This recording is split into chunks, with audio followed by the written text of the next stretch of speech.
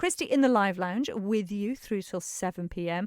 I promised you a studio guest, and here he is. We've got Jon Lightfield with us. Hello, Jon. Hi, Kirsty. Thanks for having me. You are very welcome, and it's lovely to see you again. And it has been a little while since you were last here, and there might be some people who missed you when you were here last. And so we obviously do detect on the radio a slight accent. Just tell us where you're from and what brought you to the Isle of Man. Well, I'm from Norway, and I met my wife, who's from Liverpool, who has a mother who lives here on the island. I've done so for 28 years.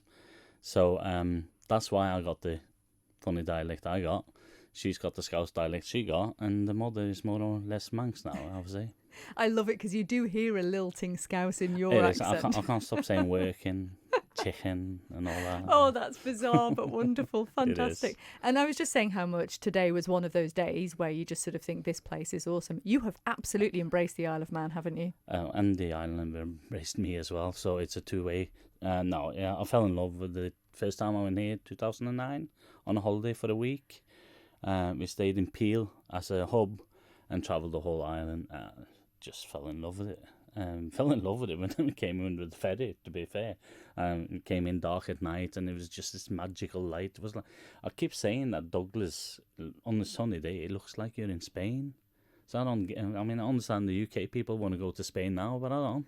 I just go to Douglas. There you go, sunny day. I think it's just because the water's that little bit colder, but you know, we can cope. Could be. No, you don't have to put a full wetsuit on in Spain, do you? That's the thing. No, Island Man, it's just a fantastic situation now, and no matter where you are on the island, you're never more than 15-20 minutes away from sea view in a car, and I just love that idea that I can be, I don't know, Colby and so whatever direction I go now, I'm going to see sea view in 15 minutes. It's very odd, actually, when you do go away from the island and you expect that over every hill, which is what happened when I went to university in Sheffield, over every hill I was thinking, oh, the sea will be over there. Oh, nope. It's not. It'll be over the next. No, it's, oh, where's the sea? It's a bizarre feeling when you've lived here all your life and then you go off island. Very odd. Well, we are very glad to have you, and love the fact as well that you are sharing your music with us over here. Again, just remind us how long it is you've been sharing your music with the world. Well, I started off when I was about 12, 13 with singing with my mate, doing Beatles, because we both love Beatles, so we did harmonies on that. And then I didn't start with any instrument before I was 14, which was piano, and then I started playing guitar when I was 18. But I had a wrist issue with my left wrist, so I couldn't play guitar, so I kind of stopped when I was 21, 22 or something, because it hurt too much. And then what was it, March last year, here on the Isle of Man, Jane's brother Mark O'Grady, he was at our place, brought his guitar with him, and we sat and played a little bit, and I didn't have any pain. And then it's just gone on and on and on, and it's never-ending story after that, to be fair. And you are a regular on the live scene over here. I am now, yeah. I even got my name on the poster now.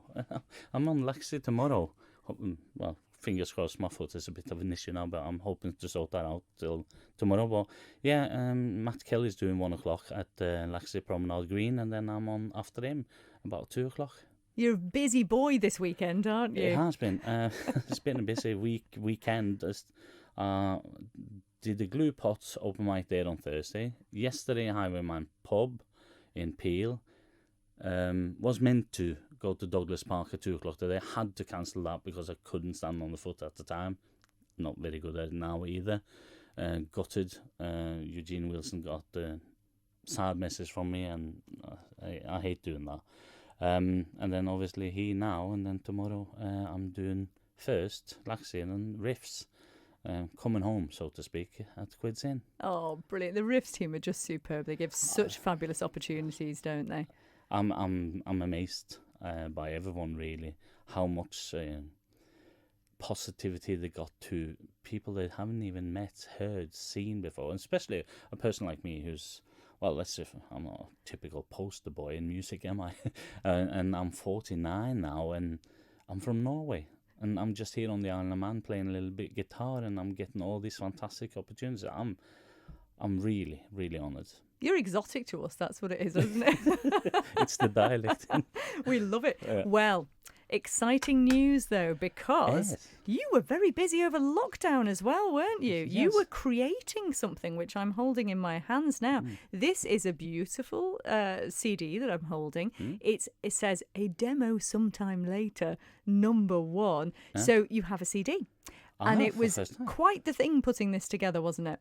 It was. I mean, it was during lockdown, like everyone else who's creative, it seems. Everyone has been mad busy. And so was I. And what else have you got to do? I don't want to watch crappy TV all the time, so I'd rather do music. So I ended up in the frustration that I no longer could work with the likes of Phil Reynolds, Kieran Ball, Red Line Studios, for instance.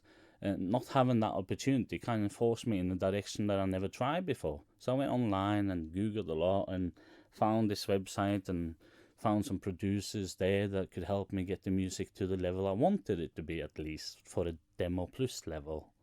I ended up, of all the planet, the entire world to search from, I ended up with a producer just over the water in Birkenhead called Ry Jones. That's so typical. So he's produced all my songs on this album. But he's done it online. He done it as his. I sent him the stems from my acoustic version, maybe with the bass line that I kind of guide him where I want to go. And then I set some parameters of what I want to do with the song, what kind of theme, what I'm after. Sometimes I've laid down some vocals, very rough take for him, so you can hear what kind of type of song I want to do.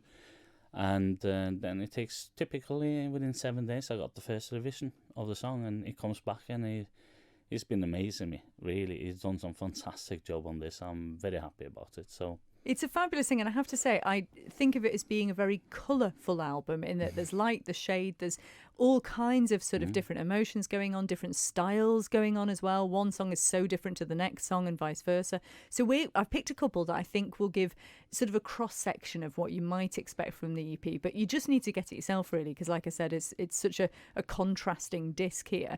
Now, the first one we're going to play, I couldn't decide between two of them, but we went for this one because this one, I remember you saying, is a very, very personal song to you. It's track 3. It's called All Different Now. Just tell us a bit about it, Jon. Well, it's all different now because, I mean, I have a broken background, let's call it that. My childhood, I have lost 4 parents, 2 moms and 2 dads. One of them, the real mom and dad, obviously, and then a foster mom and foster dad as well. So by the age of 14, I lost 2 dads. And this kind of pushed me into music. I lived in an institution in Norway, and there was a lot of drug use around me, and I was this sweet, innocent little child of 14 and a half who actually was taken care of by the other people living there. But there was one from Brazil who lifted me by one hand and said, "Don't ever end up like me, mate." Wow. They took care of me, and then I found the piano down in the basement, and that was music started, literally. I lived for 8 hours every weekend playing that thing for, yeah.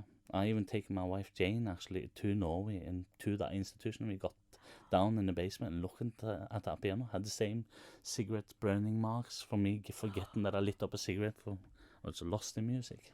Oh. So music saved me from a path to more or less certain death, to be honest. And All Different Now is a song that takes from, it starts from, the notion of it was that I took words that I've written in a Norwegian poem when I was 14, when I was sent away from my foster father dying of ALS to a new foster home, which was meant to be just for the weekend, but I never came back. I never saw my foster father again. He died 6 months later. I wrote a poem there that wasn't very positive, like, I am nothing, I feel nothing, I see nothing, I hear nothing, I mean nothing, but that's okay. It means nothing. It's really self-destructive, depressive words from a 14-year-old, and it's basically the story from that till moving to Liverpool to meet my wonderful Jane, my wife from Liverpool, then moving to Norway, then moving here to Isle of Man, and it's all different now. So this gives that message to anyone that might be listening and thinking, I'm in the pit of where I thought I might be, but actually there is hope, isn't there, Jon? Start a conversation. Important. Speak with anyone. Doesn't matter.